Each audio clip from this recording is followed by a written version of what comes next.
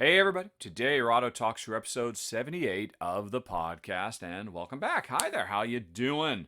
I'm doing okay. The holiday season is upon us, and that has big ramifications for the Rahdo Talks Through podcast because my co-host and wife and best friend in the world is not here today. Jen cannot make the time this month. I'm so sorry, folks, and she is very sorry too, but this is literally the busiest time of year for her. Obviously, tons of holiday, Christmas orders are coming in for all her glasswork, plus Jen and I will be at the Board Game Geek convention in Dallas. What is it? A week from now? Maybe 2 weeks from now? In the middle of November, and she generally has a lot of sales there too. Plus, we will be at the Dice Tower West convention in early 2022. And so, after all of the sales she's doing for all of her holiday stuff, plus the conventions, she's going to have to spend a lot of time rebuilding her inventory. So, we talked. We'd scheduled today for recording, and Jen said, I just can't do it. And I said, okay, tomorrow? I can't. Next week? I can't. So, the plan is currently Jen will be back next month for the podcast in the beginning of December. And don't worry, if you sent in questions you were hoping to hear from her, I've set all of the game and personal questions that Jen would hit aside. And so this is probably going to be a slightly shorter podcast than usual, but it means probably next month's will be even longer. Because as always, folks, you need to send questions to questions@rahdo.com so that we have something to talk about. Maybe you don't have to do quite as many personal questions to questions@rahdo.com over the next few weeks because we're going to have a huge backlog of them already. But what the heck, maybe next month will just be mostly focusing on personal and not the game stuff. We will see. It's up to you. You folks are in the driver's seat after this.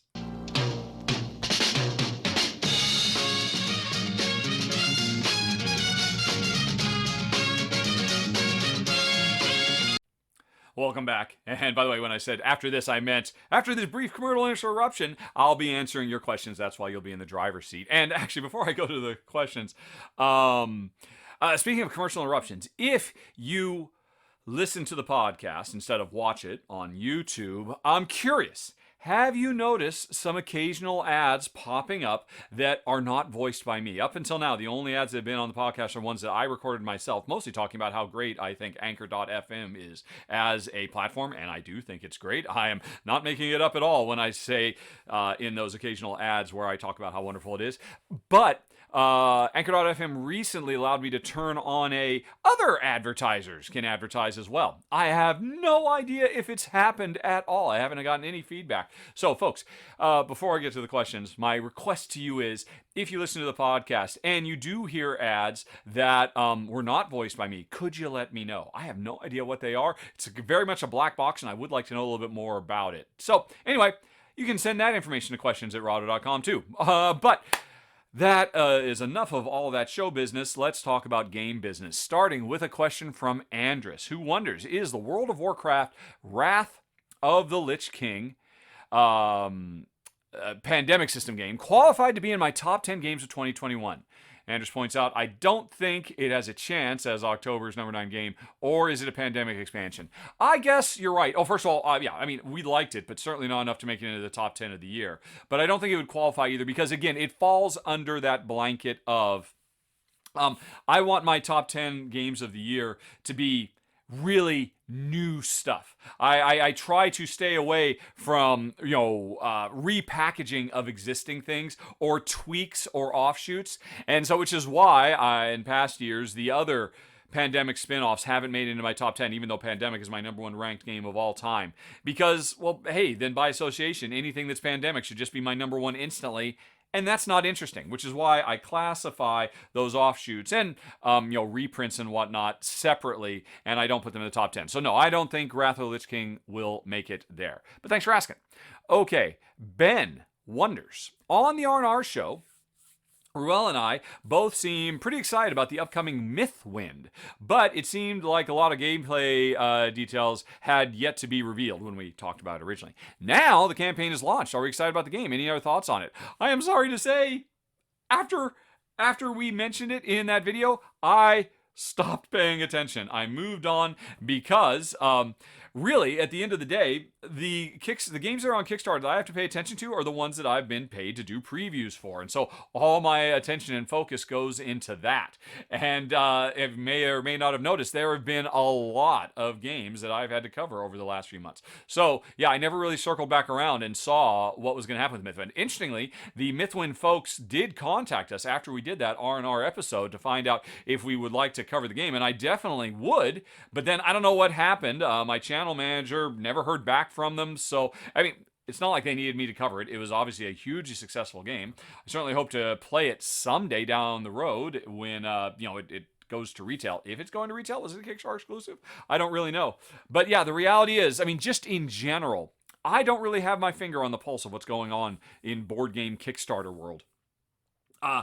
Doing the this monthly R&R show where Ruel and I sit down and try to come up with, between the two of us, 10 upcoming games that haven't launched yet that we're really excited about, has forced me to spend time on it. And oh my gosh, there's literally at any given time around 500 upcoming yet to be launched board games on Kickstarter. You can tell that because there's a discovery tab. And so now I'm really kind of regretting having introduced this segment to the show, because it takes me hours to go through that list of 500 games to try and find the 5 that jump out at me the most, that weren't games that I was already going to be covering anyway.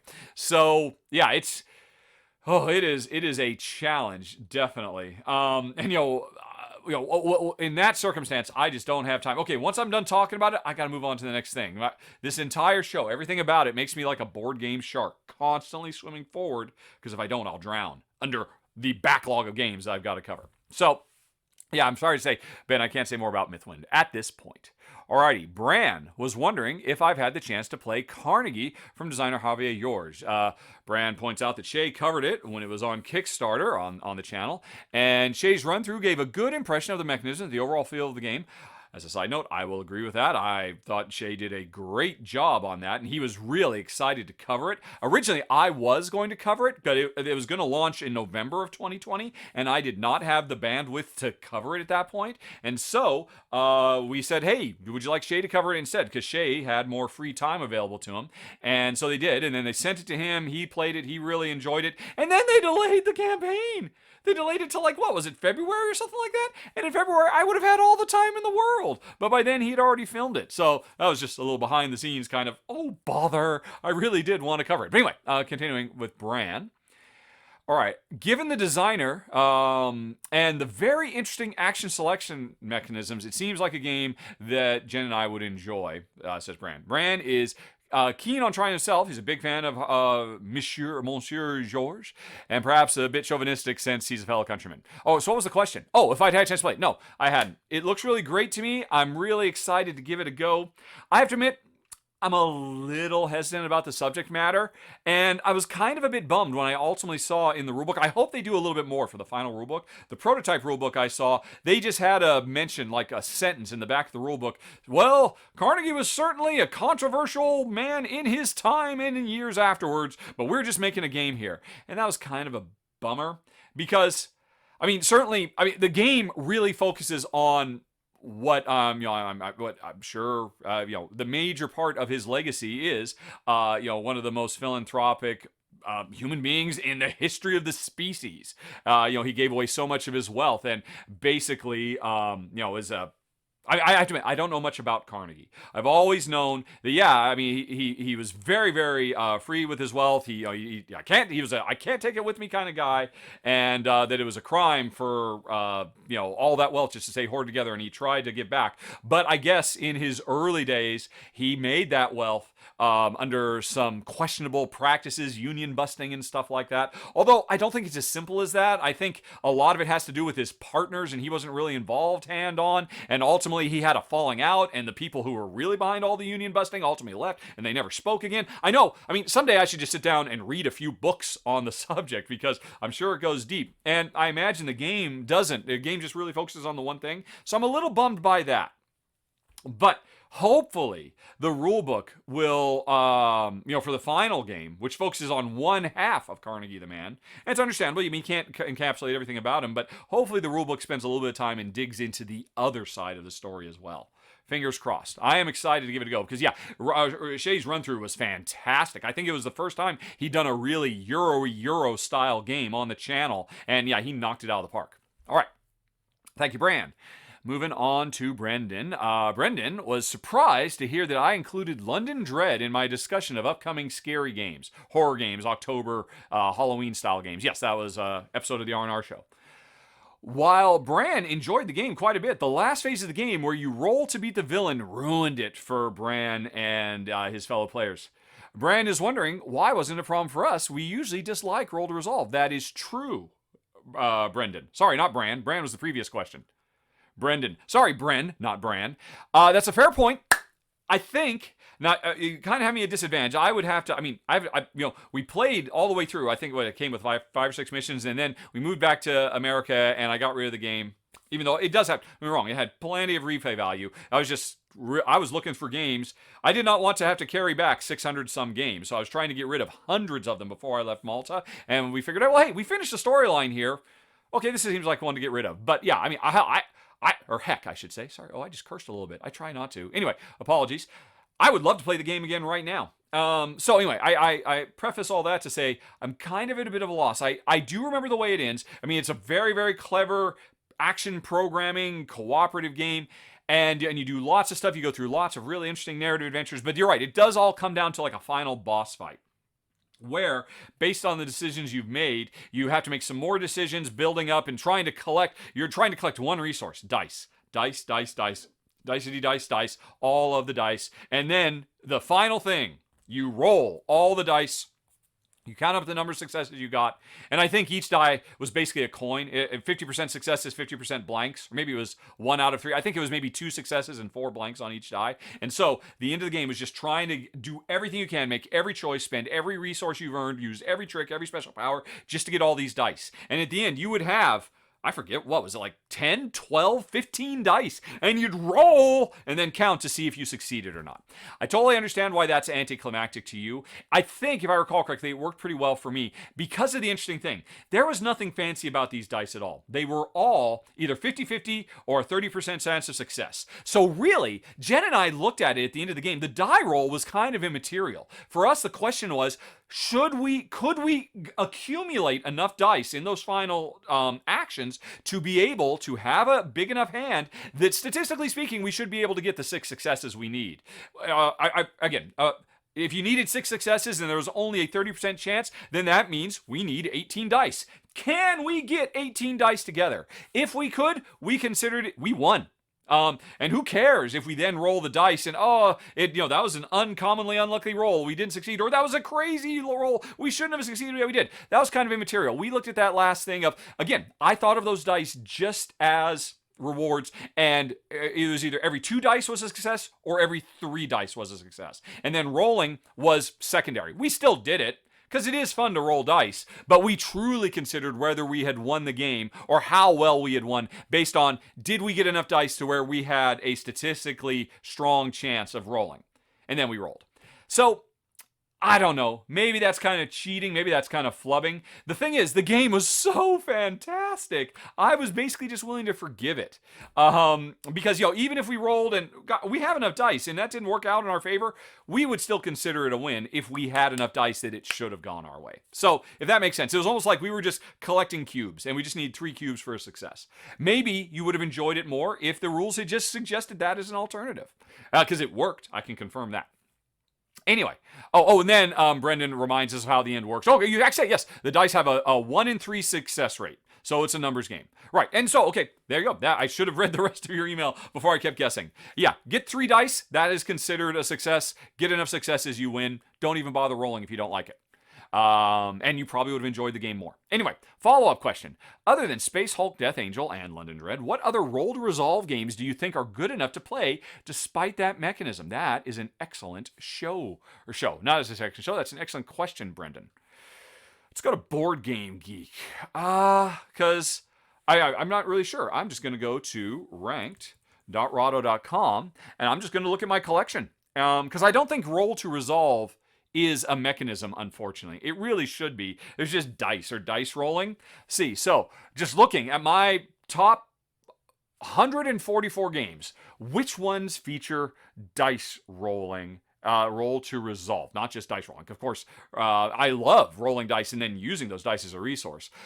Manhattan Project Energy Empire has some roll to resolve, if I recall correctly, because you spend a lot of work trying to get those power generating dice, and then you roll to see how much power you get. So that Manhattan Project Energy Empire is in my top 20 games of all time, and it has roll to resolve. So there's one. What else? Escape, I wouldn't really consider that. Escape's a very different thing. And same for Project League. Those are real-time games. Roll to resolve in a real-time scenario. We kind of roll as much as I want. Yeah, that's fine. That's totally cool. Right, roll camera's a dice worker placement game. Of course, yeah, you mentioned Space Hulk, Death Angel. I mean, I like that game in spite of the roll to resolve. Yeah, I'm not. Legends of Andor. Legends of Andor is a cooperative fantasy epic adventure game that the combat is 100% roll to resolve. I wish it wasn't, but at least they do some interesting stuff. It's specifically the Archer, which Jen always would play the Archer. In this game, you want to get as big a handful of dice as you can to be able to roll, to get as many, to roll high, because you have to, sum up the value of your dice, and if you do enough damage, you'll kill a monster, and if not, they'll do damage to you. Very bog standard stuff. But what Menzel, the designer, did, Michael Menzel, the artist / designer, did with the roll to resolve for the Archer specifically, it was a push your luck game. You did not just get your big handful of dice and then roll. Oh, that's right, yeah. Andor says you get a big bunch of dice, you roll them all, and then your success is the highest value die you got. And most of the characters, I've got 3 dice, I got 4 dice, I got 5 dice. I roll, and I got a 5. That was the highest number I got. For the Archer, you roll them one at a time. You roll a 2, that's terrible. Of course I'm going to roll again. You roll a 4. Do I stop? Or do I keep going? I've got 2 more dice. Do I think I can do better than the 4? Because if I move on, I can't go back. I loved that. I thought that was a really wonderful push your luck mechanism that I could see working in a lot more games. And I have seen it done in some other games too. So that's certainly an example. And what else? Well, those are a few. Role player introduced a lot of roll to resolve with the expansions, and I hate it. I can't stand it. It's one of the rare games where I think the base game without the expansions is better because of all the introduction of roll to resolve in role player. That was always kind of heartbreaking. But anyway, there's a few. It seems like, what's his name? Ryan Lockett can't stop putting roll to resolve skill tests in all of his big epic storyline games. So, and Near and Far, I still think is fantastic, and I'm pretty sure it has dice skill rolls. Oh, it even has dice duels, which you'd think we would absolutely hate. And I have to admit, it's not like I love that stuff, but Near and Far as a whole is so great. And that would certainly be true for Ryan Lockett's other games where he insisted on putting roll to resolve in. So yeah, I mean, there are certainly plenty of examples where it works out fine for us. But it is those are still the exception to the rule. Okay, Daniel wonders. Daniel says Concordia is still not a deck builder. Okay, right. So this is a subject that will never die. At least it'll never die until I stop. Daniel, fine. It's not a deck builder. Whatever. All right, let's hear Daniel's argument. Right, and I'm sure we'll hear more about this next month. Okay, I'm talking about the board game mechanism called deck building, not semantics. All right. I'm talking about semantics. If we're talking about definitions, definitionally, we are talking about semantics, Daniel. Semantics is the science of the definition of words. How can you say you're not talking about semantics? If you want to have this conversation, we're arguing about semantics. We're arguing about the definition of deck builder. That's semantics, baby. Anyway, let's continue. Alrighty. My H2O example is perfect for debunking my view. Okay, I don't remember what my H2O example was, because as soon as I stop recording this, I stop thinking about it because I don't care. Because it's just semantics. The important thing is, do people understand you? If your ideas are gotten across in a way, I used to be different. I used to stand on ceremony. I used to push my, virtual glasses up and say, well, actually, the proper usage of that word is blah, blah. Actually, irregardless is meaning, because you really mean to say, whatever. There's a million of them. I used to do that. And at some point I realized, why? If I say regardless, irregardless of whether I say regardless or irregardless, people know what I mean.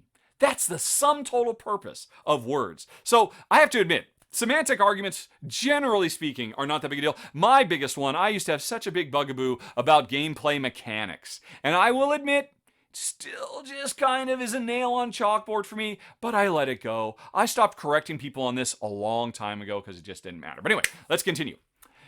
My H2O. What was my H2O argument? I think it was something about, oh God, I don't remember. H2O is water. Was I making an argument about whether you break apart water on a molecular structure?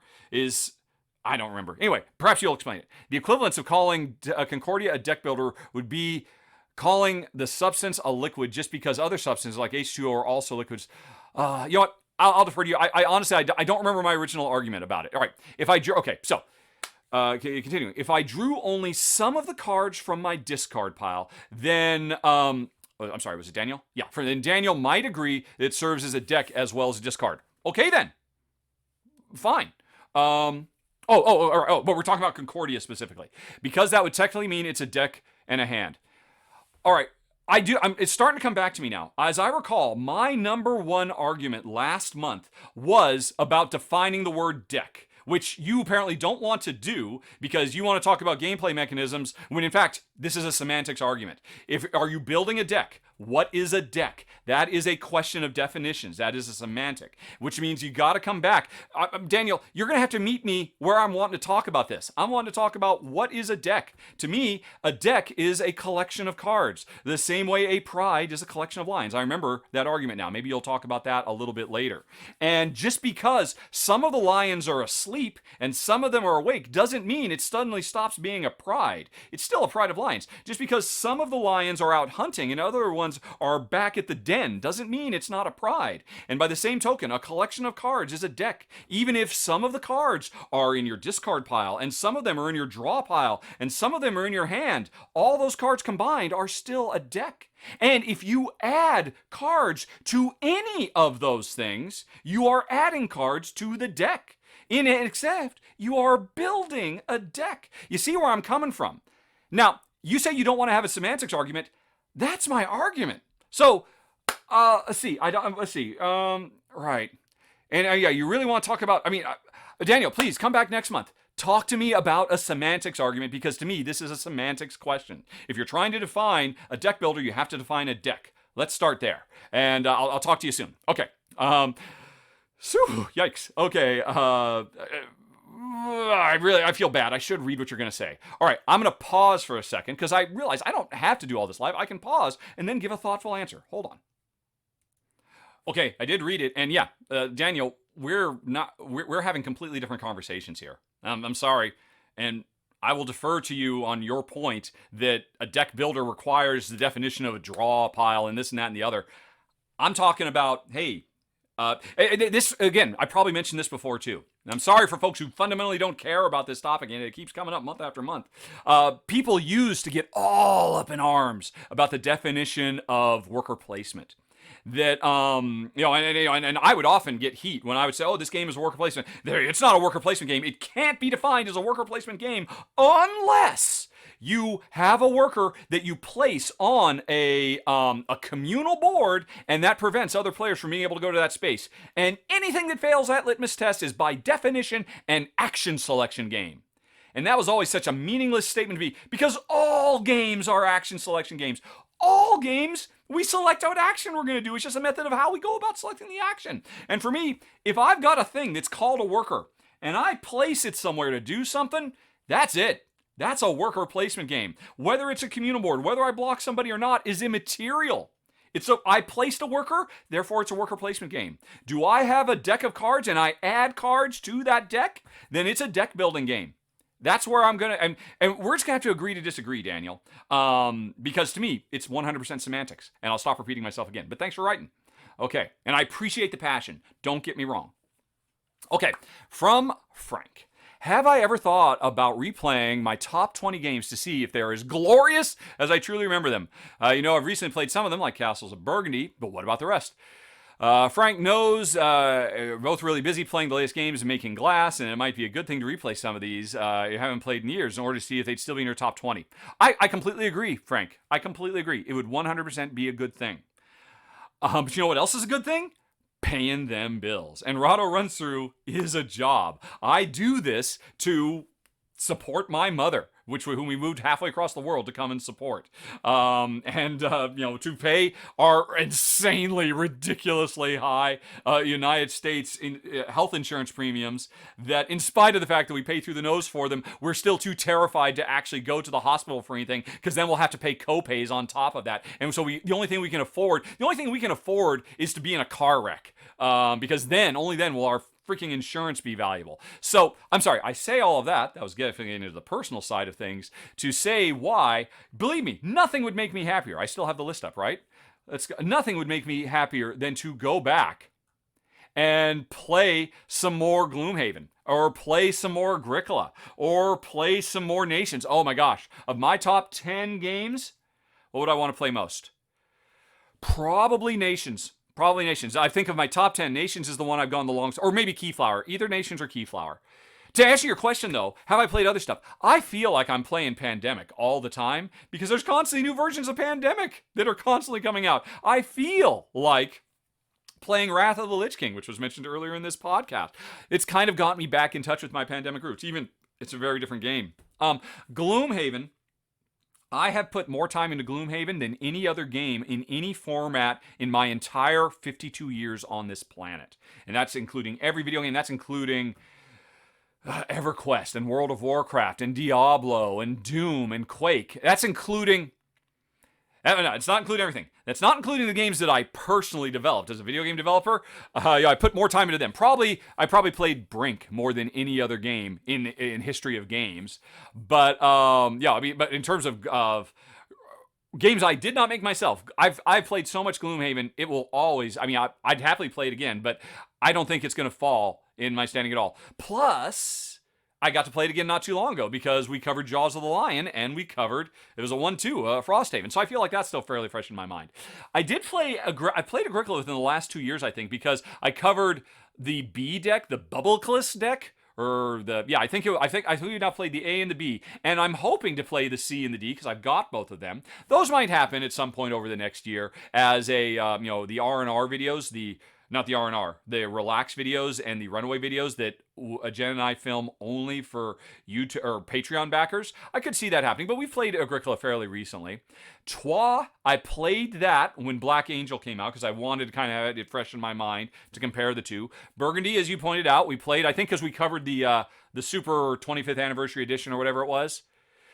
Peloponnese, I have not played in a long time. Keyflower, I have not played in a long time. Nations, I have not played in a long time. Dominion, it feels like I play that fairly regularly, because new expansions keep coming out. When Renaissance came out, we played it some more. There's a new expansion that's come out. I haven't gotten it yet. When it comes out, I'll get to play it some more. Keyflower and Nations, I think, are the two that I have not played for years, and I would love to play them. And, I guess I could imagine maybe Keyflower would drop a bit, because Keyflower is very long. And Nations, these are both very long games. These are in my top 10, the two longest games I own that I put in my top 10. And over time, Jen and I have found we are less and less and less and less. We have less patience for long games. It's become more of an issue for us.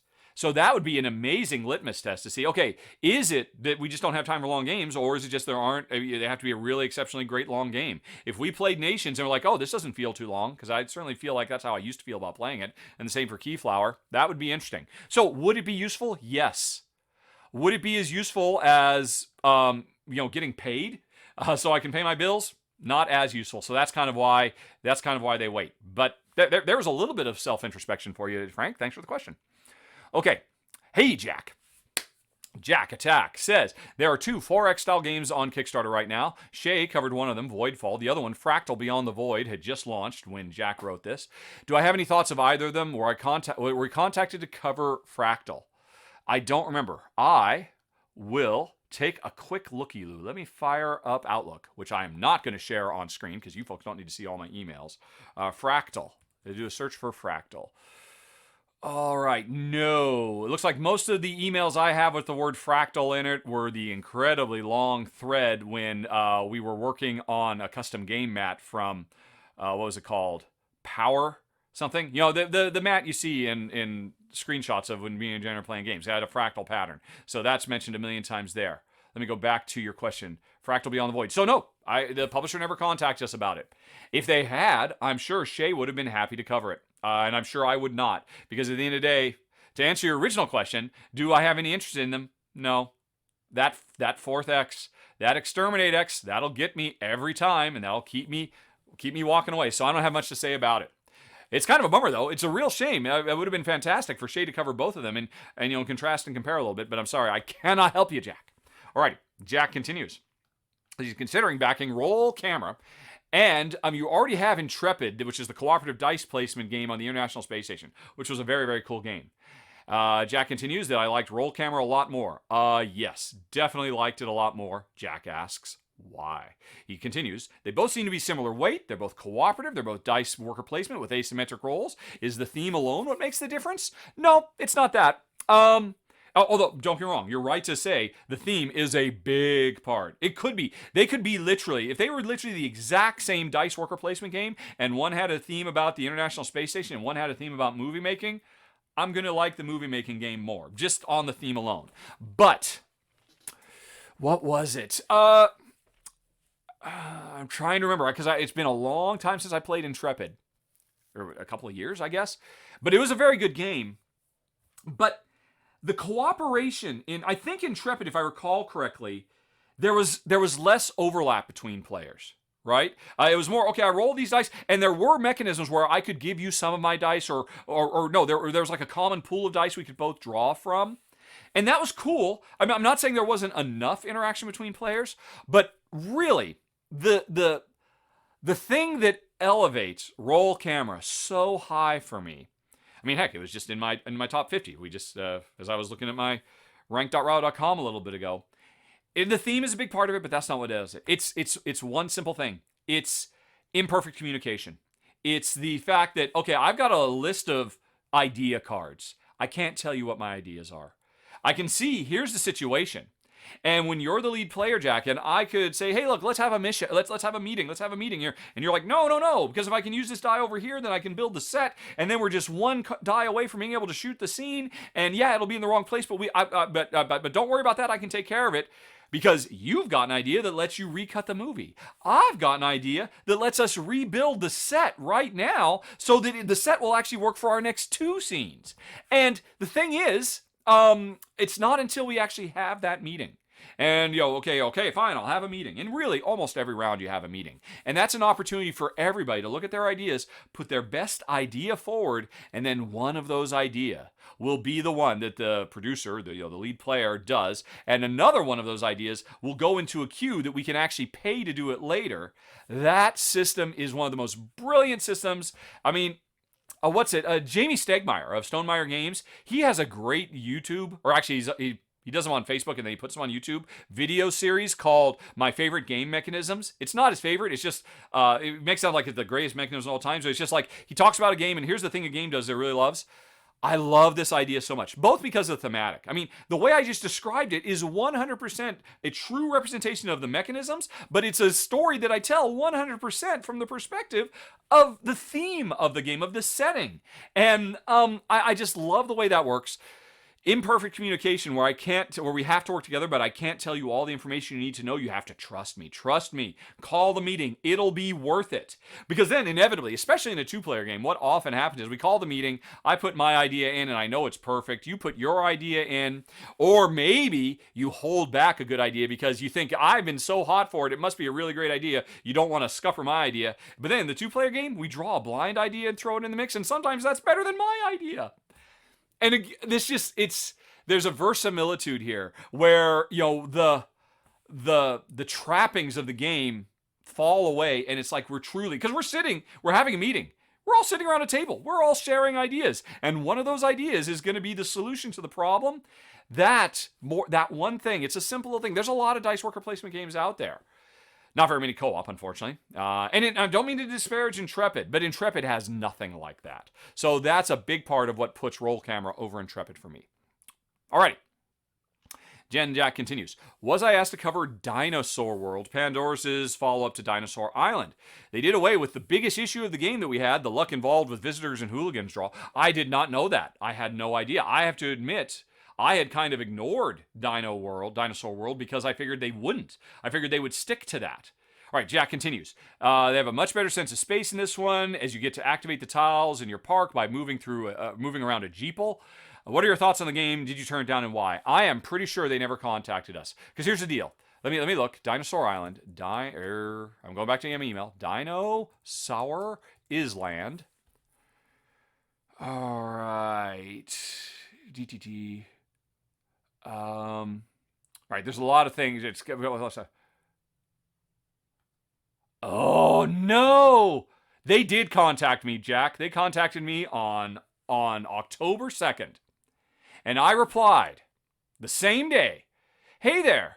To be honest, Dinosaur Island wasn't that big of a hit with us, with the random variants of dino attacks, plus the AP-inducing dice assignment in the start. So I'll pass on covering if that's okay. I'm sure it'll be a big hit though, smiley face." And Pandasaurus replied, "Of course, Rahdo. Thanks for letting us know. Enjoy the rest of your week." Ah! Jack, where were you, baby? I should have talked to you, because I described what I didn't like. And if Pandasaurus had said, "Oh, well, you know, it's interesting. Actually, that system has changed quite a bit. You might want to check out the rules." Because Pandasaurus did not reply saying that, I assumed I was right. I moved on to the next thing. If Pandasaurus had said, "Well, you know, interestingly, blippity bloppity bloop," I would have said, "Oh, interesting. Well, go on ahead and send me the rules." And then I would have read the rules. I would have said, "Oh my gosh, I have to try this." And I never did. A miscommunication, a misfire. But Jack, you have definitely prompted me to put Dinosaur, is it World, right? Dino, yeah, or Dino SAUR World. Or yeah, Dinosaur World is the new one. Yeah, I am putting it on my wish list. I'm giving it a 3. A like to have, not a love to have. But you piqued my interest. I'll be on the lookout for it in the future. And actually, it's interesting. The email, the title of it was "New Version of Dinosaur Island." It didn't, actually, did they even say, yeah, we have a new version? They even said that the name of it was Dinosaur World. They just kept repeating, "It's a new version of Dinosaur Island." Oh, and interestingly, this was back in 2020, last year, I guess, when it was going to be on Kickstarter or something like that. So I just passed. I had no idea. I'm very embarrassed. And because I passed, of course, they never sent me a final retail copy. So, that's on me. You know what? I might have to put that on the Rahdo Request Geek list. Is it already on the Rahdo Request Geek list? Let's find that out. All right, and for folks on YouTube who have had nothing to look at for a while, let's actually let you watch me find out. Let's go to requests. But you can see I put it on my wish list there. Request.rahdo.com, which will come up in just a moment. All right, this is the geek list where people can request I cover games. And there's 6 pages. I'm not going to look through all 6 pages. I am just going to say, where is it? Show me titles only, because then it'll all be on like 1 or 2 pages, right? Yep. Right. Do we have World? Wonderful World. I should have. Do we have Dinosaur? No. Nobody has requested it. Jack. I assume you're on Board Game Geek. Go to requests, plural, .rahdo.com, although the singular one works as well, and add it. Once it starts getting enough thumbs, that's for folks who don't know, the games I cover, several of them every month are chosen by vote from my Patreon backers. Several of them are ones that are paid Kickstarter previews, and several of them I choose myself. One of them is chosen by everybody in the world, because you go to request.rahdo.com, you thumb the things you want. Whatever has the most thumbs that month is one of the games I will cover. If Dinosaur World gets on here, Jack, put it on there, and it gets enough thumbs, I will seek it out and I will film it for you, because you've convinced me that I've made a terrible, terrible mistake. All right, cool. Let's move on. Hey, Matilda. Have I taken a look or even played the solo game of Cantaloop? And if so, what did I, as former video game designer, think of the cardboard point-and-click experience? You add, where do I draw? Oh, yeah, that's the first question. I think, was I contacted about Cantaloop? I think I was. Let's go on ahead and, there's a confusion. Right, Cantaloop, solve puzzles to gather your team and take revenge. From Lookout Games. No, I wasn't contacted about it. I did look at it a little bit. I didn't, because it's not an escape room. It's, you look at it, as said here, it's like the old classic Full Throttle, or what were the ones from Sierra Games where they called King's Quest? Where you go from room to room and they're pretty pictures and you look to find things and then you combine things to other things and you solve puzzles and stuff like that. I saw that's what it was doing and I said pass. I said this is not something I need to seek out because I don't know. We have played so many escape room style board and card games. This is a different thing, but it's still in kind of the same wheelhouse, and I'm just kind of done trying to solve puzzles that other people have come up with. I just find it more engaging to solve the puzzle of, right, the game, these are the resources I have, these are the actions I can take, this is what you're likely to do, how do I solve the puzzle of how best to proceed? That's a more interesting puzzle to me than putting together a series of things. So I never really sought out Cantaloop. But anyway, continuing on, you then ask, where do I draw the line in general when it comes to my approach and my work between a review and a preview? It's really simple. It's a review if nobody paid me. It's a preview if somebody paid me. When it boils right down to it. That's not true. Sorry, I just had to get a drink of water. Oh my goodness. So thirsty. Right. It's a preview if it was a paid Kickstarter, if they've sent me a prototype and I've done a run through and then I've given my opinion. The thing is, when I started doing this, because I needed to, because Rahdo runs through just based on YouTube ads and occasional crowdfunding did not make enough money for us to live in America, based on what I was complaining about earlier, which I won't repeat myself. I repeat myself way too much as it is. I'll try to stop that. So that's when I decided, well, you know what? I should probably start doing paid Kickstarter previews. Actually, it had happened, I think, even before, because before we moved back to help take care of my mom, we were taking care of my mom from afar, and I had needed to increase my income. So there's no getting around it. And I felt really pretty stupid as the only board game reviewer, a YouTube video person who wasn't charging at that time. And in fact, many of my contemporaries would often complain to me, you're making us look bad, you're making it hard for us to live. And I'm like, yeah, but I have to stick to my principles. I don't, and I always felt kind of bad about it. And then on top of that, I needed more money to take care of my mom, so I started doing it. And when I originally started doing it, I'm sure I've said this before, my intention was, it's just going to be a run through. And the final thoughts section just won't be there. It'll be a preview, and it's a preview because I didn't give my final thoughts. And in droves, the people who actually pay the majority of my salary, my Patreon backers, said, no, that is not what we want. We want to hear your opinion. And I'm like, okay, I will give the most important people in the world are the people who actually help me do my dream job, which I kind of stumbled into by accident. So of course I'm going to do what those people want. And those people said, no, we want you to still give your opinion. And so that's why I started out doing it, and I was super clear, more so than pretty much anybody else at the time. Everybody was ticking the little box, that you have in YouTube that says, this is paid promotion. But I started my videos always saying, please remember, this was a paid Kickstarter preview. And I just led with that, and I just tried to drill it into people's minds. I even went so far as to say, please, for the first year I was doing it, this was a paid Kickstarter preview, so take my opinions with a grain of salt. I ultimately had to stop saying that because it created more confusion, because every week, somebody would come forward and say, what do you mean take it with a grain of salt? Are you admitting that you're lying? I'm like, no, I'm not lying. I'm just trying to, if you are somebody who is presupposed or I can't think of the word. I'm starting to lose it, folks. Pre-inclined to doubt someone's trustworthiness, because everybody to you is easily bought. Then you should just know that, and I'm just letting you know. But I ultimately stopped saying that because so many people are like, no, we trust you, Rahdo. You've been doing this for 10 years. So I stopped saying that, but I still very clearly say it. And I also clearly label them as previews to further underscore the fact that I was paid to do this. Now, this year, literally, I think it started this year with Funfair, if I recall correctly, because they contacted me about Funfair, and I said, look, I'm way too busy with stuff. I might be able to cover this in a few months. Plus, maybe the Patreon backers would choose it, and so you might get lucky in it, but otherwise I might not cover it for 6 months because I'm so backed up. And they said, well, what if we pay you to do it?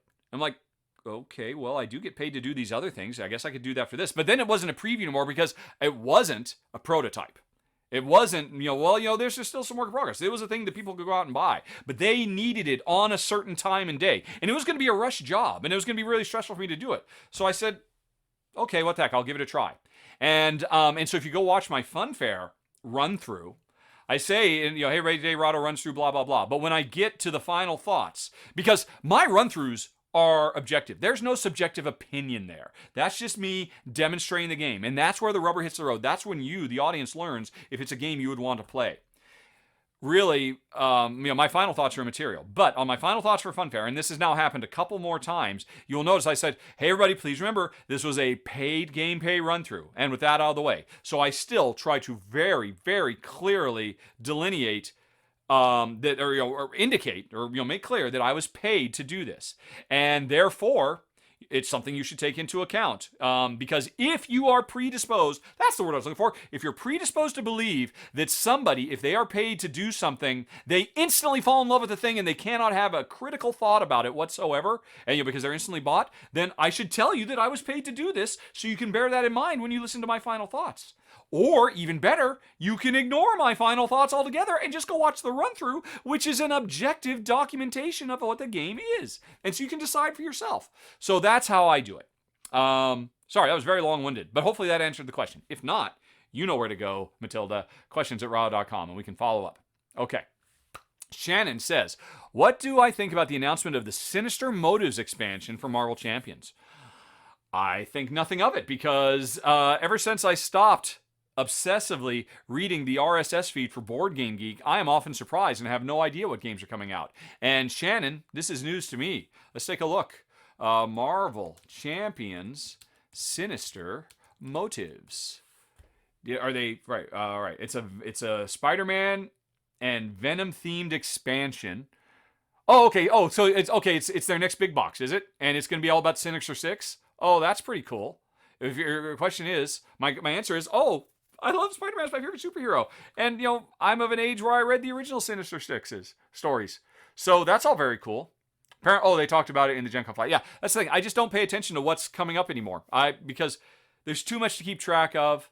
It was a full-time job doing it. So, and inevitably, if it's cool, I'll hear about it. Like this. Shannon, I heard about it from you. But if I hadn't heard about it from you, I would have heard about it from somebody else. So, what are my thoughts? That's awesome. That's great.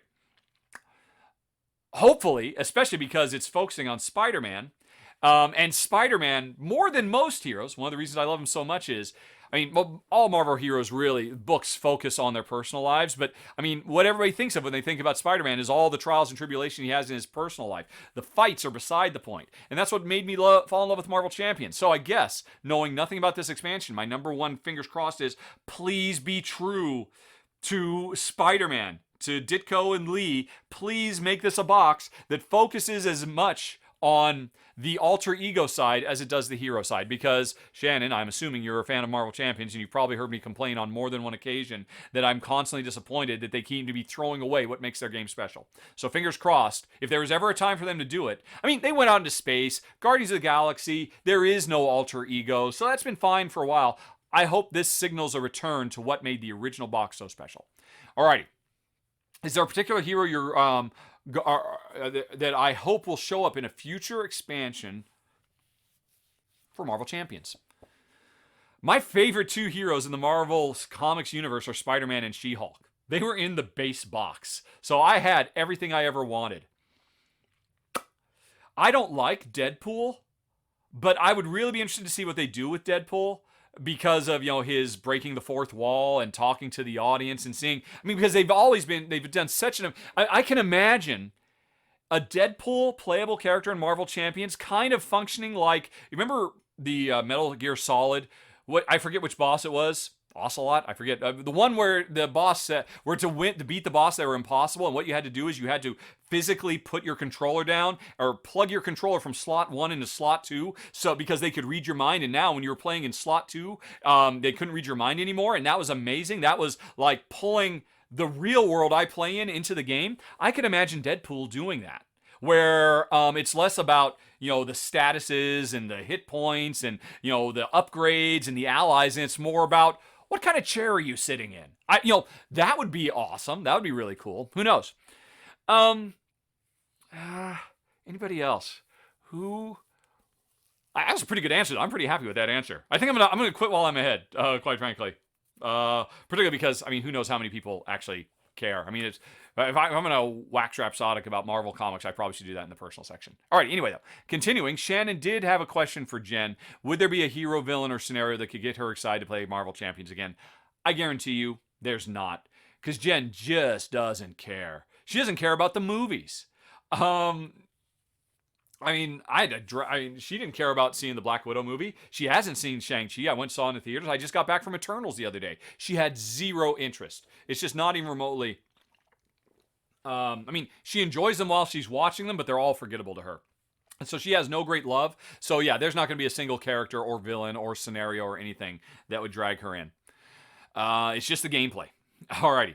Then we move on to Top, who has the final game questions. Because I forgot to mention, folks, right up front, when I said Jen isn't going to be here this month, when I was making this big list, I set aside, or maybe I did say this, I set aside some game questions that Jen would like. I set aside most of the personal questions because they'd have some Jen to do. So I'm just right now going through all of the game stuff that Jen wouldn't have anything to do with, and I'm going to do some personal stuff. These are the last bits of games, and Top actually sent in like 50 bajillion questions. But I'm right now going to talk about question number 1, 1A, and 1B because the rest, had Jen written all over them. So from Top, first of all, I don't know if this is game related, but suppose Jen isn't around anymore, heaven forbid. 1A. Would I continue with Rahdo Runs Through, everything else being the same? And that's an interesting question. Normally, the question is always, would you keep playing board games? And I think that's your second question. Would I keep playing board games? Would I keep doing Rahdo Runs Through? Because the thing is, even if Jen is gone, I still got to eat. I still got to take care of my mom. Now, a third of all my expenses, or not a third, but you know what I mean. What is it? What is Jen? I mean, there's my universal expenses because I just have to have a roof over my head. But then there's all the stuff, the expenses with Jen, the expenses with me. If Jen represents a sixth of all the expenses I ever encounter, and Jen covers a third of those, so I mean, I don't know what fraction it is. If Jen were to suddenly were gone, heaven forbid, for whatever reason, I would lose her income, I would lose her outlay, and I suspect I would still need to work. I certainly wouldn't be able to quit. So the question is, would I go back to the video game industry? Would I get a job? Because I could do that in a heartbeat. I could call up some recruiters, and I could get some interviews lined up very, very quickly, because I was a big freaking deal in the video game industry. I'm responsible. I mean, I figured it out at one point that, my combined sales of my games, and this was like 10 years ago, were wasn't it 500 million or something like that in money, or maybe it was $500 million. Yeah, I think at one point I actually figured it out, and my games combined had made over $500 million for the various publishers who had published them. And that was like a real number. That wasn't inflated at all. And yeah, so you might imagine publishers would like to have me back on. So I could get a job if I wanted it. And so I'd have to ask, do I want to go back and do that? I would have nothing else in my life because Jen is my entire life. So what would I do after I'm done curling up in a ball and I got to get back up and start living again? It would certainly make sense because I would go back to really comfortable six-figure salaries, which is what I commanded when I was, and I commanded those 15 years ago. I don't even know how much money I'd make these days. But I'm sure nothing's changed. I'm sure it'd still be a nightmare. But now, who cares if it's a nightmare? I wouldn't have anything else in my life. There were many people I worked with in the video game industry who, yeah, I don't mind sleeping on the floor. I don't have to go home. I have nothing to go home to. Maybe it would make sense. Maybe I would just become someone like that. Because if Jen's not here, am I going to go out and try to find love? Am I going to go on dating apps? I don't think so. That's kind of unthinkable. So if I've got nothing in my life, I mean, what? Is Rahdo Runs Through going to become my life? That means it would have to be about me, living at the local game stores, going to, game group meetups and all of that. And, and that'd become a social outlet. And I suppose that'd be valuable. I don't want to think about this. Top, you're a monster. Why are you making me answer this question? I think it would just make sense to go back to the video game industry. Because another thing is, I don't know if I'd be able to enjoy board games. Losing Jen, I mean, I enjoy them so much because I enjoy her, and I enjoy her company. And it's a shame she's not here to hear her say this, because I'm sure it would warm the cockles of her heart. Would board games be ruined for me if I couldn't share them with her anymore? They might be. They certainly would be for a while. And if that's the case, how can I keep doing Rahdo Runs Through? I think, yeah, at that point, I might just try to hand it over to Shay and Ryan and Ruel and hopefully by that point, other people who, and let them carry on. And maybe I'll just get a tiny bit of the back end, just a little bit. I think that's my gut feeling is that's what would make the most sense, because I'm just trying to imagine what a broken, shattered shell of a man I would be if I lost Jen. Because again, yeah, she is the, she is the sun and I orbit around her. She is the center of my life. I could also imagine just, saying, hey, you know what? Let's just stop doing anything. Let's just spend my entire life is nothing more than, you know what another thing I might do? Because it's not like I'd want to go back to the board game industry or the video game industry. And if I couldn't enjoy board games anymore, what do I enjoy that I don't share with her? I was just talking about it a few seconds ago. Marvel. Movies. Maybe, actually, I think this is what would happen. I think I would pivot. The channel would pivot, or I would start a second channel, Rahdo Runs Through the movies and TV shows, and I would start trying to build up a successful pop culture TV series, movie channel show. Because I've got really deep thoughts about all this stuff. Oh man, I could talk for days about the Eternals. And I think I would be an interesting comparison. Well, who knows? Maybe I'd be bound to failure because I would be the positive one. I would be the guy who loves everything, and I would be able to explain why, and why everybody who wants to crap all over everything, because that's what gets the clicks. I mean, I would not be Cinema Sins. I would be Cinema Wins, which is a channel I subscribe to. If I could find an angle like that Cinema Wins, which is brilliant, that YouTube channel, I think that's what I would do. I would try to pivot, because I'm sure a lot of my audience would follow. If I did a Rahdo Cinema or Rahdo Pop Culture or something like that, I would make a go of that. And I would live very simply, very frugally. And that would become my life, just watching movie and TV shows until probably I die. Because again, I mean, this would be for the personal section. If somebody wants to, they can ask, how did Jen and I get married? Because I was a quiet, shy, withdrawn recluse, and Jen pushed the agenda. And is that going to happen again? I doubt it. I don't know. So that would, wow, I spent a lot more time on that question than I thought I was going to. But that was heavy. Okay, let's continue. Maybe the next one won't be quite so hard. Suppose I stopped Rahdo. Well, we just decided that's what I'm going to do. Would I continue playing board games? It looks like I kind of answered that question. And if so, to what extent? How many hours a week? Would I play solo, 2-player, 3-player, 4-player? Would I seek out a gaming group? Would I go to game nights? Would I play board games online? Play new games if possible, or stick with ones you know and love? See, I would think not. I would think, I mean, everything about this games, I enjoy playing board games with people at conventions. I totally do. It's a wonderful thing, but it doesn't speak to me in my soul. Board games speak to me in my soul because I share them with my wife. And if I can't share them with her, I suspect they would feel hollow and empty unless I could find somebody else that I could love as much as Jen and I could share my life with her. And I guess I did not entertain that. I guess after a period of time, maybe I could get out there. Maybe I could find a game geek girl who loves this game kind of stuff as me. I mean, Jen would be just about the most impossible act to follow you can possibly imagine. And of course she is, because we've been married for 30 years now. What, 92? Yeah, for almost 30 years. Successfully. We have molded ourselves to each other. We complete each other. I mean, how is somebody else going to follow that? But maybe that's a possibility. And if I could find that, if I could share that, then I could imagine Rahdo continuing. And heck, maybe I'd find somebody who would want to share it with me. I mean, because it's kind of sad. It would be awesome if Jen could actually share this. The camera, the computers, the setups, and all that stuff. It'd be great for the channel, too, if Jen was willing to appear on camera more, obviously, and do run-throughs on the side. So maybe that's a possibility. That seems unthinkable to me. But, I mean, never say never, right? I don't know. All right, but anyway. Whew, that was a deep dive. Top. Maybe I should have put those in personal. Maybe. It seemed like they were game-related. They were Rahdo-related. But, folks, I guess you could consider that a sneak peek because we do have a few personal questions. They're really kind of pop culture things that Jen never has an interest in, and she just kind of stares off into space while I answer those. So hang on. If you don't want pop culture and you're done, then thanks for listening or watching.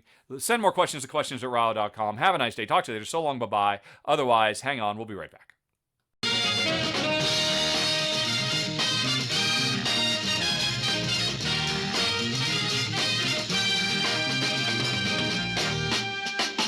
And we're back. I literally just took enough time to take another few swigs and scroll the screen up. So let's go. Andrus says, do I watch Kevin Smith's Fatman Beyond podcast? And when you say watch, you mean because it's on YouTube and Twitch. Actually, Kevin cheats. The Fatman Beyond show is simul-streamed to Twitch and YouTube at the same time. And that's totally breaking the 24-hour exclusivity thing. Not that I'm going to support him or report him or anything like that, but I always thought that was kind of funny. It seems like, I'm really paying attention to that. I'm trying to follow that rule with the R&R show, so we're exclusively streaming on Twitch and then putting it on YouTube 24 hours later. Kevin Smith don't play that. Kevin Smith says, I'm Kevin Smith. I made Clerks. And so, anyway, though, do I watch it? Ignore the rest if the answer is negative. Andrus, the answer is affirmative. The answer is positive. I have loved Kevin Smith for years. Kevin Smith easily makes one of my if you could play board games with celebrities, who would you want to play with? Totally. Kevin Smith might even top the list. At least if we're talking about, I don't know. There should be people I'd want to put above the list, but if you're talking about just Hollywood celebrity types, Kevin Smith I think would totally top the list. Anyway, though, so we will continue. When I ever visit Los Angeles, would I try to attend a taping of the show, which is filmed at the Scum and Villainy Cantina, which is, for folks who don't know, is a faithful recreation of the bar in Mos Eisley, but done differently enough so as not to get hit with copyright infringement, but it's obviously very lovingly done. And every week, Kevin Smith and Mark Bernardin, two Hollywood writers / filmmakers, get together and talk all about pop culture for a few hours in front of a live audience of people just getting drunk. And generally, they're getting drunk too. Would I attend a live taping? I would love to. That would be fantastic. Or would I just visit the Scum and Villainy Cantina? No, I would want to go to the show. And then your last question, what would I like to ask? Because the second half of the show is them always taking questions from the audience. I don't know that I would ask a question. I would love to hang out with Kevin Smith, quite frankly, because I have always felt he and I are opposite sides of the same coin. We're both practically the same age. I think I'm like a year older than him or something like that. We both, in our 20s, set out to make something on a shoestring budget with a very, very small crew of people, and against all odds, it went on to be super, transformative, major hit. He, of course, made Clerks. I made Siphon Filter. And both of these things happened. We were both working on these things at the exact same time. He was doing it in Hollywood with movies. I was doing it with video games. And both of those things launched our careers. And then we were able to go on and do many, many more things. Some successful projects, some best forgotten projects. Eventually, we both got burned out of our dream career. Me making video games, him making movies, and walked away. He then pretty much was one of the progenitors of modern podcasting. He was one of the first ones and really kind of popularized the art form. Meanwhile, it took me a few more years. I stayed in my industry longer than him, but then I eventually left and came to YouTube and started talking about the thing I used to make rather than making the thing. And that's what he does. And it's just beat for beat. And, he's a relentlessly positive, optimistic, upbeat person. He's incredibly well-spoken and entertaining. The overlap between me and him, I would love to sit down and talk and all that, but I don't think I have a particular question. I feel like I know so much about him because I listened to all of his Smodcast stuff for years. I eventually stopped because it was just too much. And so nowadays, I only just watch Fatman Beyond. I don't even know what he does with the other stuff. Does he still do his Scott Mosier stuff? Does he still do the science show? Does he still do Hollywood Babylon? I don't know. But yeah, I would love to hang out with Kevin Smith. I would love to go climb Runyon Canyon with him and bring, is Schmecky, did Schmecky die? I've tried to remember. Anyway, hardly matters. I'm a big Kevin Smith fan. I've loved his movies too. My God, Dogma And Red State, geez Louise, who knew he had that in him? And I'll forgive him for Yoga Hosers. Actually, the first half of Yoga Hosers is great. If he had just stayed in that and hadn't gone where it went, I thought Yoga Hosers could have been really fantastic too. And Walrus was just weird. But yeah, so thanks for asking, Andres. Yes, I am a huge Kevin Smith fanboy. Daniel wonders, Daniel knows I'm pro-mask, but's always wondered, why don't I wear a mask at the beginning of each of my videos and say why I'm wearing it and then take it off since I'm at home? I could do that. Honestly, I mean, I can only do so much. I was wearing a wear a mask shirt for a while. I stopped when it looked like vaccinations were taking off before America just got stupid and decided to be stubborn and decide, hey, you know what? Let's just keep this going for the next decade by just refusing to do the most basic civic duty we can, which is put the needs of our fellow Americans foremost in our minds. Try to, give back to the society that's given us so much. Oh, except I refuse to wear a mask. I refuse to get a vaccination. Whatever. I don't even to go down that road. But so I was wearing them for a while. I stopped wearing that mask shirt. You know what, Daniel? I think that needs to come back into rotation. I'm kind of embarrassed I'm not wearing it right now. I think it is going to start coming back into rotation. I did actually do it once on a video. It was when Jen and I were still doing live. It might have been the last one she ever did, or maybe the next to the last one. I think she did one more afterwards. And it has the most thumbs down of any video I have ever made. And so much hate came my way because of that. And, I like to think I can stand up to all of it and I can still do the right thing. But you know what? I got limits too. And I don't need that much hate and death threats and all that kind of crap because I wore my mask in one video as a way of saying, look, it's so easy to do, folks. We're sitting here right now. You can do it too. And really, it was a message to my fellow board game YouTubers who were constantly getting together back in, when they really shouldn't have been doing it. And they should have been sending a different message. So I should.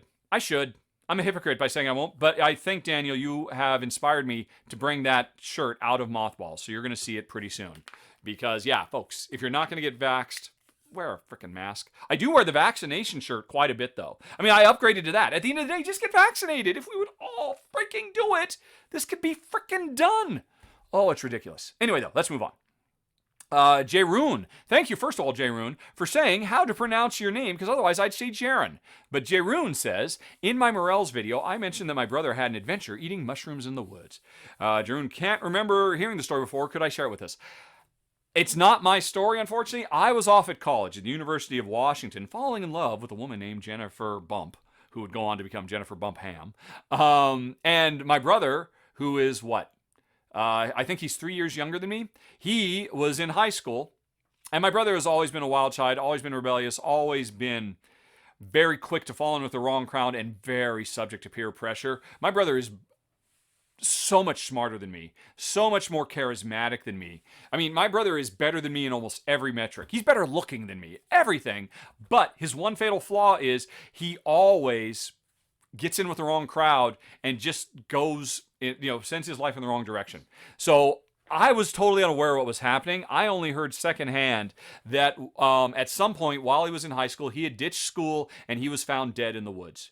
And a hospital was brought out, or not hospital, ambulance was brought out, and he was revived in the ambulance on the way to the hospital. And that he was legally dead for, I don't know how long. I don't. I'm sure I was told 20 years ago, and I never really followed up. I've never really tried to get the... I think there's a lot of... because my parents don't know. It was, his friends... I don't think they found him. I think he was with some people, and I think he had a bad reaction to mushrooms, and basically he had a heart attack or something. Apparently he stopped breathing, though. And so they were able to get a hospital. They were able to get an ambulance out fairly quickly, which means, this was in Belfair, Washington. They must have been close to Shelton, I bet. He must have been out somewhere in the outskirts of Shelton. But I don't know. I'm guessing now. And they were able to get him. They were able to revive him. And I've never talked to him about it. I've never talked to my parents about it. I just heard about it secondhand. Honestly, I don't want to know because it's just depressing. It's just kind of sad. Apparently, I was making light of it, though, in the Morels video, though. So, yeah, sorry, not much fun there. My brother legally was dead for a little while as a result of eating mushrooms in the woods. That's the beginning and end of the story that I have, anyway. I'm sure there's a big story there. I just don't have it. Okay, Lance wonders. This is something I've asked for feedback on a while back. Or Lance says, Since Lance has listened to all the rambles that I posted, he finally thought about sending some thoughts. Lance, you've sent thoughts before, aren't you? Aren't you a teacher of podcasts or a professor or something like that? And you do like media studies? I'm sure we've talked before, Lance, unless this is a different Lance. I don't know. Anyway, though, Lance continues. I think it was Paulo that sent me a message about drinking into the microphone that was driving me a bit crazy, like this. Yep, sorry, Paulo. I know that drives you nuts, but I'm thirsty. But I think that it was driving Paulo crazy. Yeah, I had mentioned that in passing that Paulo. Anyway, though, that being said, Lance continues. I do what I have to do, and Lance will keep listening. Okay, so Lance is also driven nuts. Oh, I apologize, Lance. I just did it for comedic effect. Sorry. It's genuinely noticeable and very cringy. And I believe I've done it 3 or 4 times in this very episode. All right, Lance, since you're listening, I don't want to pause every time I do it. Let's see. If I get into the habit of, okay, folks, just hold on. For folks who couldn't see, I moved about 3 feet away from the microphone. Did that help? What about this? I just leaned off camera. Again, probably about 3 feet away. Let me know if that helped, Lance. I'm running out of water. Anyway, though. Lance continues that he says he would take the advice of the guy who listens to all the videos and try to get off mic. If my mic is set to cardioid, then you should... Yes, it is. I have a Blue Yeti, and I have it set to cardioid, so basically the back of it doesn't pick anything up. Because otherwise I get really bad reverb. Or not really bad, but not great reverb. It should be pretty easy to get out of range. All right. If you're still using a Blue Yeti, it's the one... Yep, yes. I definitely have it set to cardioid. Right, and so I'm curious. I mean, did that help? I mean, it's easier to back away, but I know I'm still in the range of it. But, I mean, I guess my other option is really go underneath it. Then I was truly behind, but that would be crazy. I mean, I guess, you know what I could do? There is a mute button. And now I'm unmuted. And in theory, if I did that right, you probably heard sound drop out for a bit. I could do that, but I'm always afraid of touching the mic because I don't want to, get all that, mic scruffy sound. Anyway, though, I do apologize. All right, but then Lance continues. I know you guys, although I should say, Lance wrote a few different emails. So it's not like he wrote all this in one. This happened several times. You may have noticed all of these questions were in alphabetical order. As this month, I had the brilliant idea, hey, instead of sorting by date, how about I sort by name? And then when people write, 2 or 3 or 4 emails, I can just put them all in one section. All right, anyway, though. So Lance continues. I know you guys are Survivor fans. Just wanted to... Oh, you know what? Hey, that one should wait. Because I didn't pull that out. That one should go. The Survivor stuff will wait for next month when Jen comes back. We are watching the new season. I would love to hear what Jen thinks as well. All right, so we will continue, though. I'll just move that down to the other stuff for Jen. P.S. Lance was curious if I was doing any advertising on the podcast. Well, you may remember I talked about that earlier today. Haven't heard any of the dynamic insertion ads from Anchor on the show, but I was curious if you'd looked into signing with a podcast ad company. If your numbers are pretty high, you could start getting advertisers pretty quick. This would be the kind of ads that are host-read and potentially companies sending you products so you can talk about. I would love to do that. I would totally love to do that. I have no idea where to start or what to do. MeUndies sound awesome. And if they're great, I would happily talk about if they're great. And if they're not great, I just wouldn't do it. And what else? I mean, I don't know if it makes any sense. I mean, what are decent numbers? What are decent numbers? I know when I was doing this originally, I was storing all my podcasts on archive.org and then sending them through Google's FeedBurner. And at that point, archive.org reported that my average episode over 6 months would get about 10,000 downloads. I don't know how many, which I think puts me in like the top 1% of all podcasts in the world. I'm on anchor.fm now, and these days it reports that over like the first few months I get about 3,000 downloads. And I think that still puts me in like the top 10% or the top 15% of all podcasts in the world. So I've got a very successful podcast, and I feel like I should. I have, as I mentioned earlier in this very episode, turned on the dynamic ads. So somebody has already answered that you haven't heard. Although I only recently, it was only like within the last month. So you might have written this before. It was only within the last month that Anchor said, congratulations, you're applicable for dynamic ads. Would you like to turn it on? I said, sure. And so definitely let me know next month, Lance. Or, hey, if you've got some suggestions for places I should go based on my numbers, I would be totally down for that. Because I got to eat. And more importantly, my mom has to eat. Okay, thanks for reaching out. Okay, and then, and that was it, folks. That was it for the personal stuff. Because then we go on to some game questions with Jen, and then we got a bunch of personal questions with Jen, and then some more personal questions with Jen, and then some more personal questions with Jen, and many, many more, and many, many more. I just keep on scrolling. There are so many of them. And then there's some cute dog pictures with all of that. All of that, folks, will have to wait until next month because we are Dunsville. That was the podcast. And one final call to action. Send those questions to questions@rahdo.com, and we'll be back in just about a month. And I promise Jen will be here. She will be exhausted, but we'll film this after she's crossed her deadline and said, I cannot send any more Christmas gifts out. They won't arrive to you in time. We'll film after that. We'll get an update of how she's doing. We'll answer all those other questions and whatever other questions you have. And thanks for watching and or listening, everybody. Talk to you later. So long. Bye-bye.